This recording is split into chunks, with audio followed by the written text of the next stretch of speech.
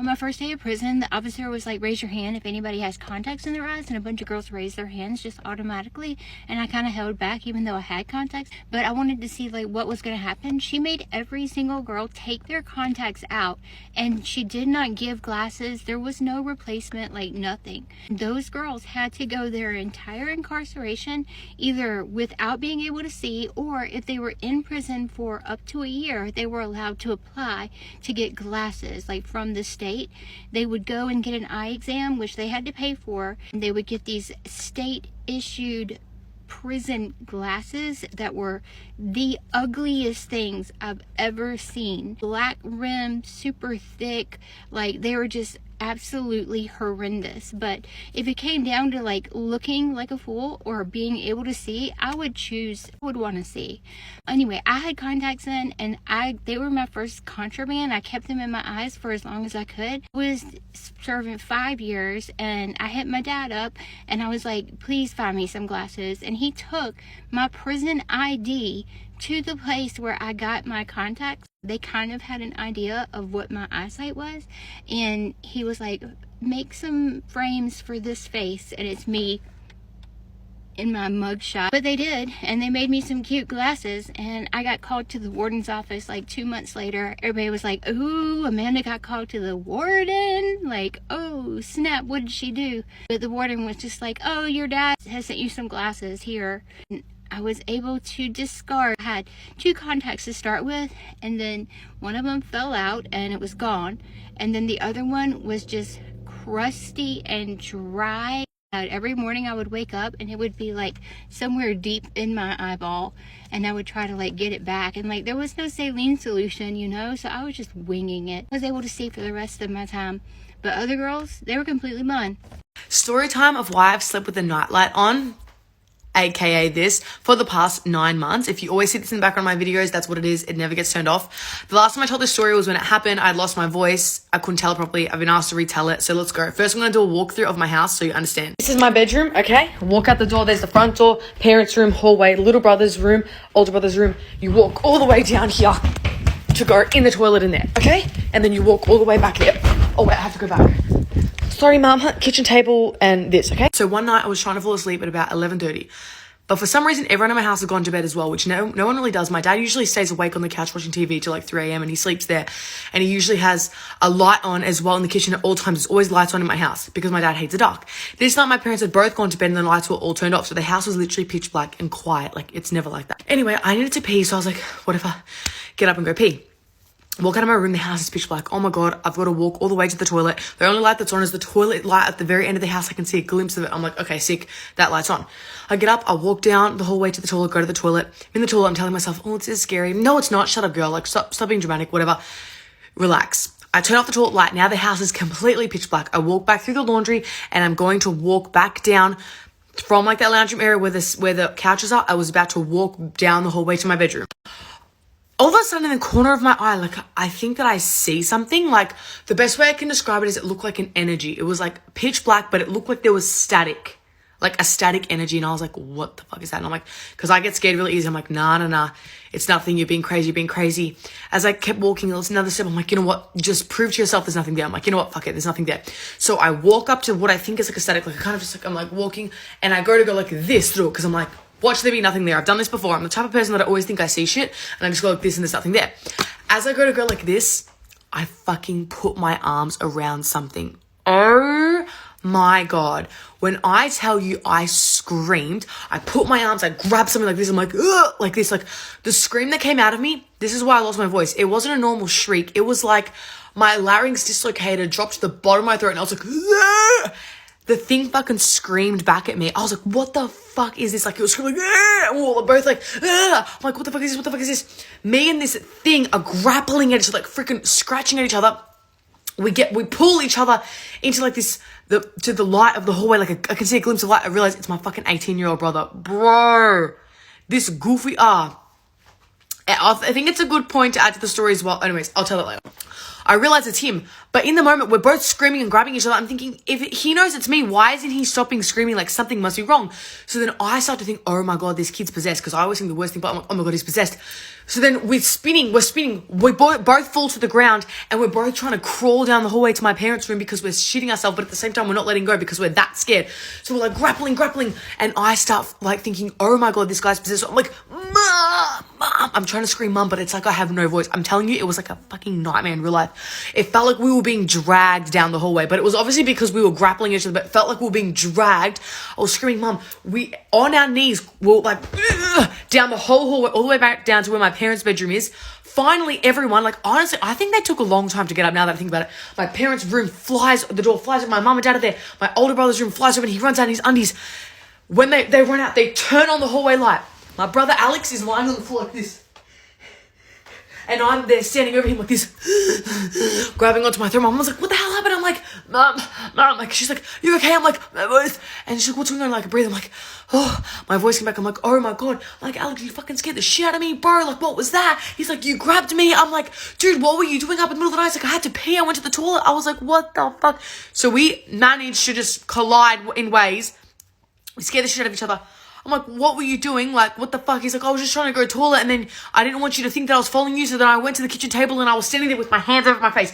He was standing in the pitch black with his hands over his face because he was already scared of the dark, and then I've gone up thinking it's an energy and went to grab him, and he's shit himself while I'm grabbing him, because obviously if someone grabs you in the middle of the dark, you're gonna shit yourself. So we both scared each other and we're screaming. I said, Alex, if you knew it was me, like, why didn't you just say, Annalise, it's me? Why are you screaming? He's like, I was screaming because you were screaming, you were scaring me. I was like, bro, you're the one that knew it was me going to the toilet. I didn't know what the fuck. You could have been like an intruder, you could have been anything.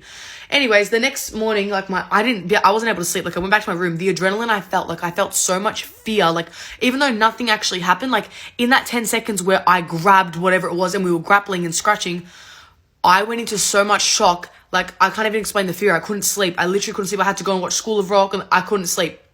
And the next morning, we were all piercing ourselves about it because my brother Alex reckons, he asked my dad what happened, and he told the same story. Like, oh, I saw that she turned the light on, so I quickly went behind her because I was scared of the dark, and I thought if she's in the toilet, it's all good. But then she turned off the toilet light, and it was pitch black, and I didn't want her to think I was following her, and I was also scared, so I covered my face.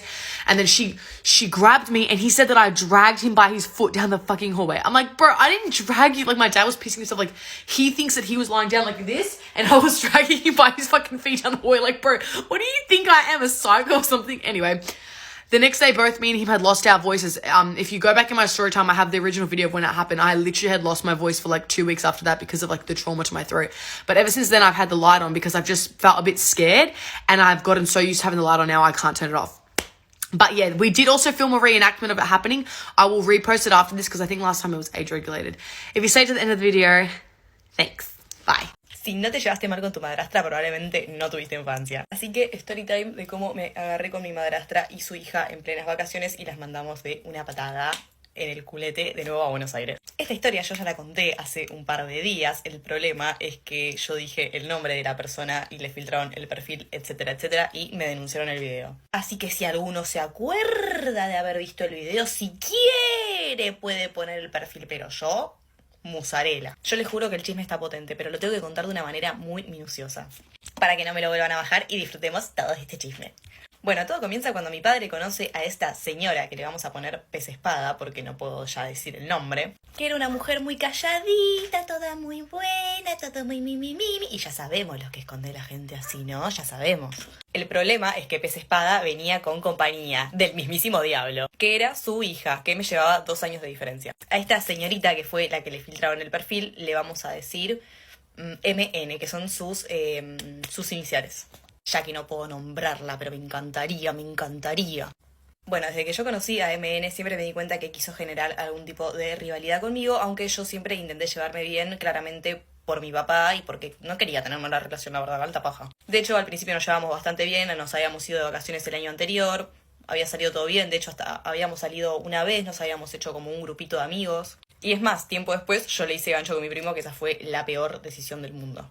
El problema es que detrás de toda esa simpatía de MN había algo que a mí no me cerraba. Me di cuenta que ella estaba empezando a ponerse celosa de mí por mi papá, Porque me daba cuenta, por ejemplo, que cada vez que salíamos a algún lado, a algún shopping, lo que sea, y mi papá me compraba cosas a mí, porque yo soy la hija, no vos. Que vos no tengas papá no es culpa de nadie. Entonces cada vez que él me iba a comprar algo y yo salía del local con la bolsa, la mina cambiaba la actitud completamente conmigo durante un par de horas y después me la volvía a caretear como, ay, sí, somos re amigas y que no sé qué, pero claro. ¿Saben por qué se me hacía la amiga? Porque después esas cosas que mi papá me compraba no aparecían más. Como mis viejos están separados, yo dejaba un par de cosas en la casa de mi papá, otras cosas en la casa de mi mamá. Mayormente si mi papá me compraba algo lo dejaba en la casa de mi viejo. Entonces cuando yo no iba, yo sabía que ella sí iba a mi casa, por más que yo no esté. Pero les repito, como estaba todo bien, yo confiaba en ella, es que en realidad no tenía opción. Entonces recuerdo de un par de veces que yo dejaba ropa nueva en mi casa, volver y que ya no esté.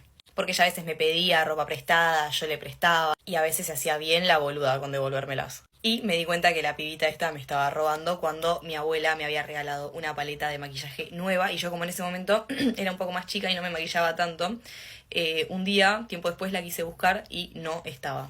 Y la única persona que entraba a mi pieza, aparte de mi papá, era ella. O sea, ¿para qué mierda va a querer mi papá una paleta de maquillaje que me regaló mi abuela? Y acá fue donde yo ya me empecé a pudrir de ella. Porque aparte me trataba súper mal todo el tiempo. Para que se den una idea, ella había adoptado una perra, la llevaba a mi casa todo el tiempo y la metía a mi pieza para que haga caca. Y después, cuando yo llegaba a mi casa, me decía, no, eso lo vas a limpiar vos, porque yo no pienso limpiar nada, porque no es mi casa y es tu pieza. Y yo no tengo la culpa de que la perra haga caca ahí. Ese tipo de cosas hacía. Ella sabía perfectamente que una vez que nos empezamos a llevar mal, yo no quería prestarle absolutamente más nada. Y delante de mi papá le hacía berrinche para que yo le preste todas mis cosas. Y vieron que les dije que yo le hice gancho con mi primo y que fue una mala decisión. Bueno, ellos empezaron a usar mi casa, más específicamente mi pieza, como si fuese un hotel prácticamente, porque cada vez que yo volvía encontraba cosas en mi cama. Yo hablé con ellos, les pedí por favor que dejen de hacerlo, pero decidieron seguir faltándome el respeto. Cada uno tenía sus casas, o sea, tenían lugar donde ir a hacer sus cosas, pero no, decidían venir a la mía y a romperme las a mí. Y se preguntarán, ¿y tu papá no hacía nada? No, no hacía nada. Bueno, llegan las benditas vacaciones y nos vamos a Punta del Este. Mi papá había alquilado una casa con 3 habitaciones, entonces yo supuse que la habitación más grande era para Pez Espada y mi viejo, la otra iba a ser para mi hermano y para mí, y la otra iba a ser para MN. Apenas llegamos, MN lo primero que hizo fue correr al cuarto más lindo de todos y hacerle berrincha a mi papá para quedárselo.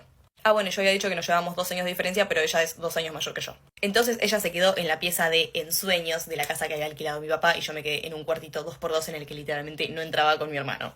Y bueno, como les había contado, yo me había hecho un grupo de amigos en esas vacaciones allá en Punta del Este. Entonces a la noche salimos con mi familia, con mi papá y mi hermano y estas 2 taradas.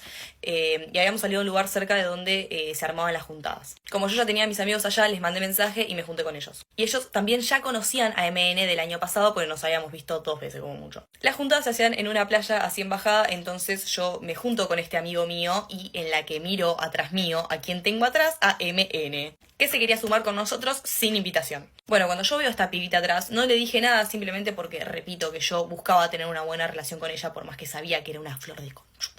Pero bueno, no podía hacer nada por mi papá y aparte era chica. Entonces yo aparto a mi amigo, le cuento toda esta situación y por más que no le gustó un carajo, dijo, bueno, ya fue, dejémosla acá. Aunque se terminó alejando sola porque resultó ser una asquerosa con todos los que vinieron a saludarla. Me rompo yo. Entonces se la pasó sola toda la noche prácticamente. Estas juntadas se armaban casi todos los días, entonces ya la próxima vez que volví a juntarme con mis amigos ya no le dije absolutamente nada. Ella igual nunca le había dicho nada, o sea, ella se había invitado, pero yo no pensaba invitarla. Entonces esa noche cuando terminamos de comer, Pez Espada me quiere mandar por como 5ª noche consecutiva a mandar los platos y ahí fue donde mi viejo me defendió y le dijo, no, va a ir MN.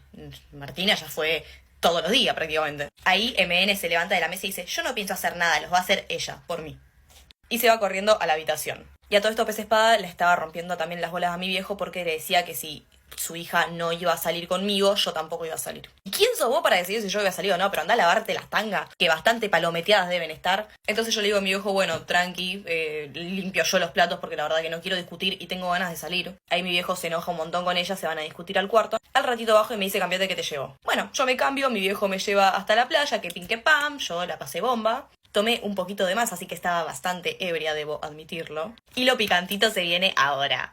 A eso de las 4 o 5 de la mañana yo llamo a mi papá para que me pase a buscar. Y cuando llega me dice, Martu, te tengo que contar algo, que no te va a gustar un carajo. y necesito que estés tranquila. Y me cuenta que cuando él vino a dejarme a la playa con mi hermano y se volvieron a la casa, se dieron cuenta que Pez Espada les había robado las llaves de la casa que alquiló él, porque encima fueron de arriba porque no pusieron un peso. Entonces, claro, mi viejo cuando llega empieza a gritarles que le abran, que le abran, que le abran, y ellas como que no estaban, se hicieron las otras. A todo esto, como ya estaba gritándoles hacía no sé cuánto tiempo, él decide subirse al balcón y empezar a forcejear la puerta que daba a la habitación de MN. Porque hasta que mi viejo no estuvo a nada de tirar la puerta abajo, ellas no le abrieron. Cuando le abre, claramente mi papá estaba súper enojado y empieza a discutir con ellas dos. Entonces MN lo empieza a prepotear, se le tira encima, le quiere pegar a mi papá y lo empieza a empujar. Entonces mi papá, en un afán de defenderse, la empujó. Y como ella cayó unos pasos para atrás, empezaron a hacer un escándalo terrible. Así que como mi viejo se pudrió, les dijo, listo, ármense los bolsos, que a las 7 de la mañana la llevo a la terminal. Ahí me contó mi viejo que MN se puso como loca porque no se quería volver de las vacaciones que le estaban pagando. O sea, aparte de que tuviste vacaciones pagas, te hace el lujo de tratarnos a todos como el orto, robarnos, encima ofenderte, y aparte de todo esto, ellas se llevaban cosas como muy específicas para ellos, era raro. Porque allá en Uruguay los enchufes no son los mismos que los de acá en Argentina. Entonces, por ejemplo, nosotros teníamos un solo adaptador para 5 personas. Y después, a los 2 días, descubrimos que MN y Pez Espada tenían una zapatilla enchufada en la pieza. Tipo ese tipo de boludeces que te rompen las pelotas. Entonces, en lo que pasa todo esto, ellas dos se quedan encerradas en la pieza. Y bueno, cuando mi papá me viene a buscar, me cuenta todo esto, yo estaba hecha una furia. Nunca en mi vida me enojé tanto. Creo que nunca en mi vida me enojé tanto. Aparte estaba en pedo y con bronca acumulada de hace por lo menos 2 años, o sea, imagínense. Entonces cuando me contó esto, yo llegué a la casa y lo primero que hice fue subir las escaleras y empezar en la puerta. Y le decía, salí, hija de puta, salí que te voy a cagar a trompadas. Claramente la cagona de mierda nunca salió. Y mientras ellas me puteaban desde adentro, yo seguía diciéndole que salgan, que las iba a cagar a trompadas. Como se habían cerrado la puerta con llave y faltaban aproximadamente 2 horas para ir a la terminal, yo cada 20 minutitos yo iba y les hacía en la puerta para que no duerman una mierda, porque si yo no iba a dormir de la bronca, ellas menos. Se hacen las 27 de la mañana y mi papá me prohíbe terminantemente que yo le toque un pelo a cualquiera de las dos, más que nada porque estaba mi hermano, que era chico, tenía 7 años como mucho, y como que no va a generar un ambiente de violencia delante de él. Y esos pensamientos se fumaron cuando le escuché a Pez Espada decir, yo no te devuelvo las llaves de la casa hasta que vos me lleves a la terminal y me compres los pasajes. Y que le den los pasajes en mano porque se quieran ir en barco porque en micro no se la bancaban. Hija de puta, vivías en una villa, ¿qué te venís a hacer la coscorita, estúpida? Ahí fue donde yo me calenté al siguiente nivel y fui y me le tiré encima a la mina. Y terminó siendo un forcejeo entre MN, Pez Espada y yo.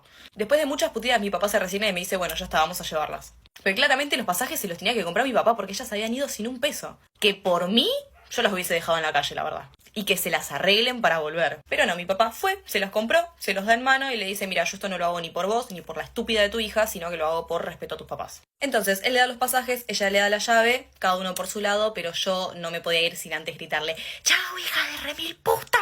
Y me escuchó toda la terminal. ¿Me arrepiento? No. De lo único que me arrepiento es de no haberlas agarrado a las dos de las mechas y haberlas arrastrado así de los pelos por toda la terminal. Lo gracioso es que como días después de irse, MN seguía subiendo fotos como que seguía allá. ¿Qué vida querés caretear, amor? What was the worst thing you saw in prison? If you don't know me, my name is Amanda. I did time in prison for armed robbery. And what I'm about to tell you is really triggering and sad. So I had only been locked up for a couple months, and there was a girl on my hall. She was 17. She had done like 18 months, and she was about to go home, and she was talking about it. Like literally anybody who would listen to her, she would talk about how she couldn't wait for her mom to come pick her up and all the things that she was going to do. And she was like a mama's girl. You know, those girls who like call their mom every day.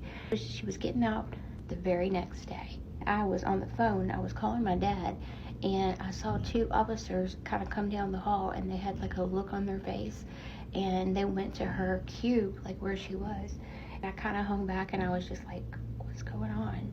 And they said something to her, and then I heard the most gut-wrenching scream, sob I've ever heard. The officers had just told her that her mom had died the day before she got out of prison.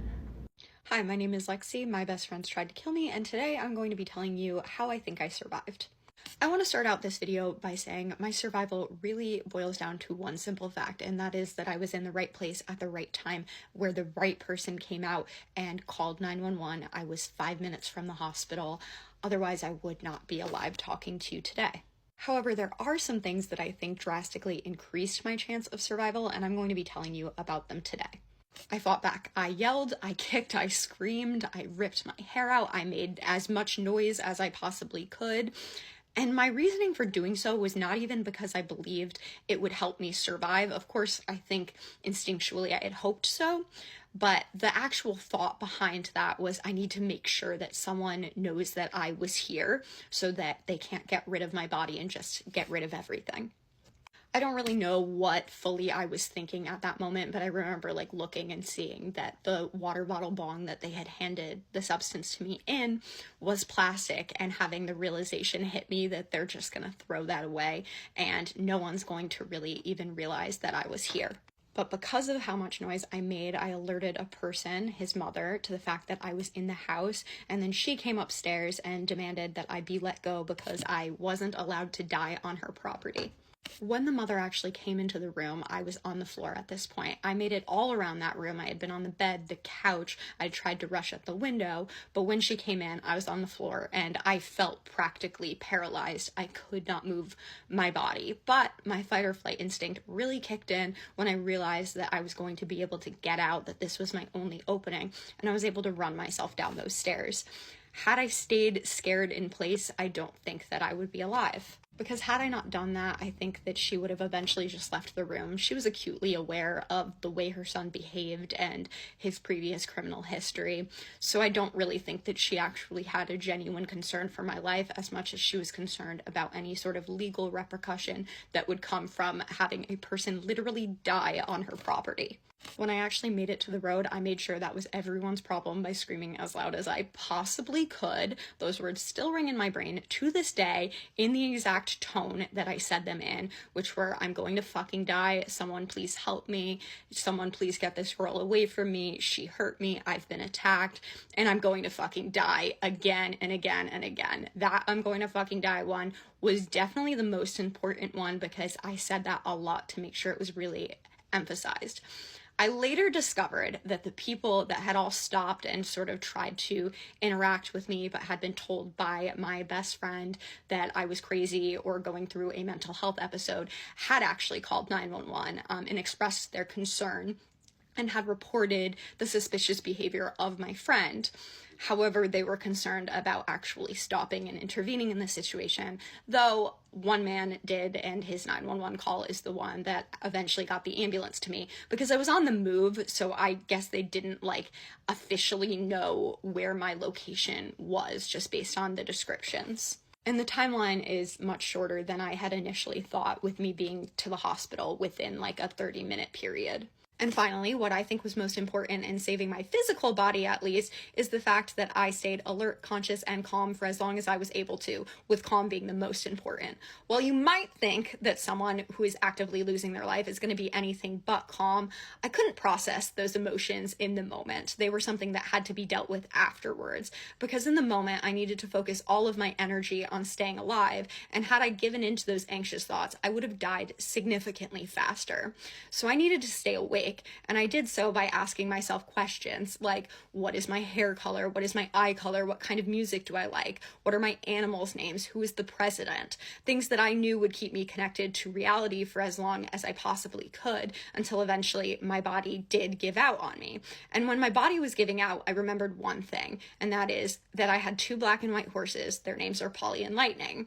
And had I not held on to that fact, I don't know what would have happened next. But like I said in the beginning of the video, had that man not been on that street at that time and decided he wasn't going to listen to what my friend was telling him and was actually going to be the one who saved me, I would not be alive today.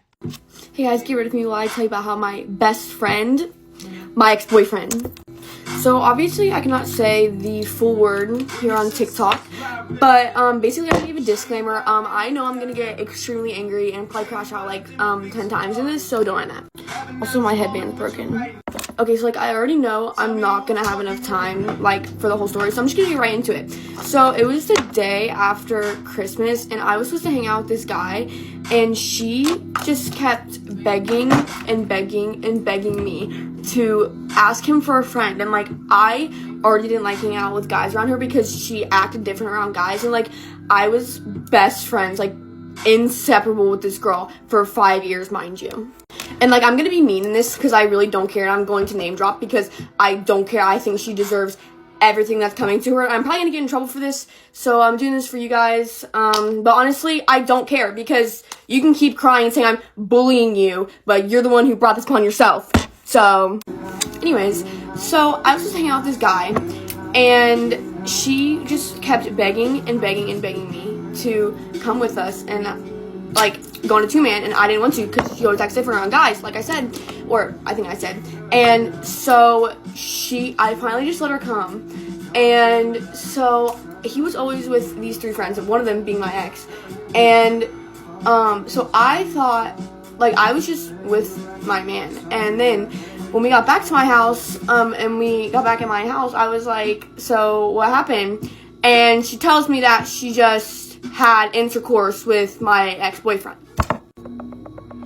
So I'm just sitting there in shock. Like, I was literally sitting there speechless because what am I supposed to say about that? And it's like, also, it's just like, just everything about it is like, what were you thinking? And like, this is like, everything I'm gonna say sounds like so made up, but it's just like, she's genuinely so stupid. Like, this is like actually like what she did and said. And so, you know, I'm sitting there, and it's like, obviously she's been my friend for 5 years, and she's seen how I've reacted to girls get with my ex and stuff. And it's so like, so she actually lost her virginity to him. I should have said that at the beginning, but yeah, so that made it even worse. And so she was like, oh my, like, she was crying in my bed because, I mean, like, losing your virginity is a very emotional experience. I cried when I lost mine, and she was sitting there, I wasn't about to come for her. I let her sit there, like, what? So she's like talking about how embarrassed she is and like how she's not gonna tell anyone or anything. And then she FaceTimes one person from Cheer and like tells them about it, and I love the girl, so like it's fine. And then like, I'm just gonna fast forward, I made her leave at like 9 a.m. I made her drive home, and then we didn't talk for a week. We literally did not talk until after New Year's, and this happened the day after Christmas, like I said, and she didn't think that anything was up. So my other friend had to text her and be like, I think you need to like talk to Macy, like she's really sad, like what you did was really messed up. And this is where she starts playing dumb. She's like, wait, what? Why is Macy mad? What did I do? Like, I'm so serious. And so then I texted her and I told her that I was upset. And basically, let me just sum it up for you. She like apologized, told me that she never would have done it if she was upset, and then she did it again. I also need to preface this. She thinks she's the victim in the situation.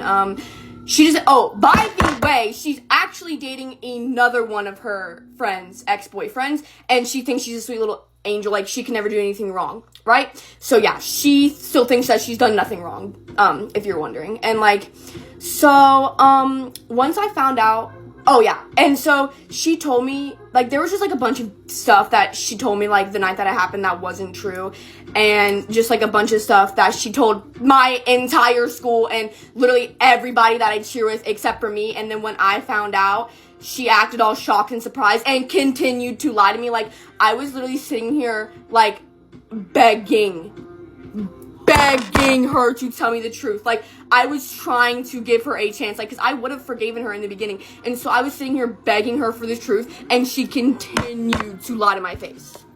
Okay, guys, you can come back for a part 2. Story time on how my ex-boyfriend cheated on me with his sister.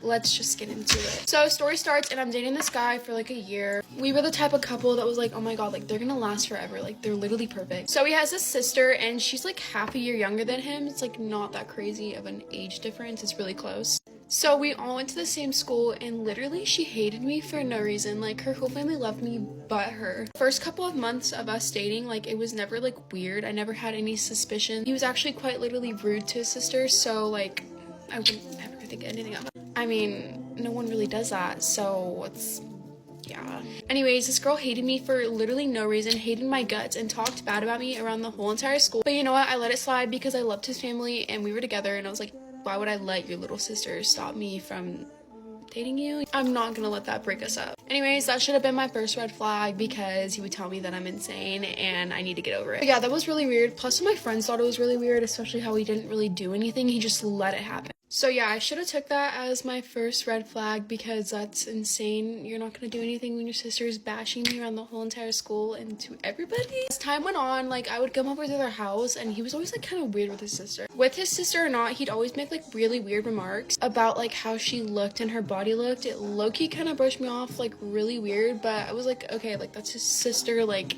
nothing weird like that, because who would think that you're banging your little sister? Not me. So one day I was planning on going to my friend's house and I told him, and he was like kind of being really weird about it. He was also just like a really controlling person. Like, he would never let me hang out with my friends or anything or even go out. So I was just like, whatever. I didn't think much of it. We end up arguing and then I finally get to go because like he gets to go anywhere whenever he wants, so it's not really fair. So I was just hanging out with my friend in her bed and my boyfriend was just acting really weird. A weird that he's never acted before. Like, he's like ghosting me and not talking to me. Just really weird. Something he never did before. It made me feel so weird. So in his neighborhood, there's like a park. And mind you, this was like 10 o'clock at night. So his location is set at the park for like 30 minutes. And I'm like, okay, like whatever. He's probably just hanging out at the park. It just made me feel really weird because he was acting really weird. And it's just like, why are you acting like that? So after like 30 minutes, he was still at the park for like an hour. So he completely ghosted me. And I was like, you know what? Why don't we just walk to the park? So that's exactly what I did. Me and my friend walked to the park without him knowing, and I turned off my location. So we get to the park, and mind you, like, you couldn't be able to see us. Like, he wouldn't have been able to see us. It was so dark. So I was like, this is like low-key perfect. Like, what if I catch him doing something? Like, I didn't want to, but like, I was like, you know what, for the plan. So as we get closer to the park, I hear talking, and yeah. And it's a girl, so I look at my friend like, oh, heck. So we get quiet and creep up on them. As I get close enough to see them, I see his sister and him. I see them doing something crazy that you should never do with your sister. You guys can kind of pick up what I'm putting down. So as soon as I see them, I immediately yelled out like, oh my god, and they immediately turn their head. And when I tell you, they were shaking. I can't even like tell you what I said. I was just like so disgusted. I was like, that's your sister. And he was saying the usual, like, it's not what you think, I promise, like, I can explain. His sister's just over there, like, shaking in her boots. I was just literally so disgusted, and I was like, oh, hell no, like, we're leaving right now. Because what does one do in that situation when you see your boyfriend doing a squirrel dance on his sister? Like, immediately broke up with him, and then after that, for months, he's told people that I cheated on him. Low-key didn't tell people that he did the renegade on his sister because, like, that's crazy and I'm not that bad of a person, but you want to see that I cheated on her. Anyways, guys, that's my lore. So follow me if you guys want more crazy story times because I have way more than this. So I love you guys so much. Bye. Get ready with me for a fight. So basically, this girl wants to fucking fight me, y'all. Like, if you know me at school, I'm like one of the sweetest people. Like, I mind my business. I don't talk to anybody. Like, I have my 4 friends that I talk to all day. No, 5 that I talk to all day. If you don't see me talking to them, then I have my headphones in and I'm minding my business. So, there's this girl. Not gonna say names. We're just gonna call her Mia. So, y'all remember yesterday how I was talking about Sam and how he's a hoe, right? And how I wanted to mess with him, but he didn't want a relationship, basically. So, I stopped talking to him. So, I forgot to say good morning. Good morning.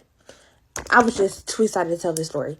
So, he used to mess with this other girl named Bree before he started to mess with me. And Bree got really sad because she really liked him. And so she got really sad that he didn't want to, like, be in a relationship with her, basically. So when he started messing with me, she got mad at me. So Miss Girl is mad at me, and she was like, and Simone was kissing on my boyfriend. First of all, baby, I didn't even kiss him. I never put my hand, that boy never put a hand on me. I never put a hand on that boy. So where did you get kissed at from? Because that never happened. So let me get into like what happened yesterday. So I was minding my business, and every little so often when I am in the mood, I go into the bathroom to see how I look, just to see if I have something on my face or something. So I go into the bathroom, and she happens to walk in before me. So I walk into the bathroom, and she happens to walk in before me, and I'm just checking myself in the bathroom, because every so often I just go in the bathroom and to see how I look. And she happens to go in before me. She says, when I walk in there, she says, "I'm not gonna deal with this bitch," and walks out. I'm gonna give you the benefit of the doubt, babes. So I'm like, okay, maybe she's not talking about me. So then I get out the bathroom, I'm walking to my class, and she goes and says, she talking all this shit, but she not gonna do nothing. Y'all gonna have to go to part 2. Sorry.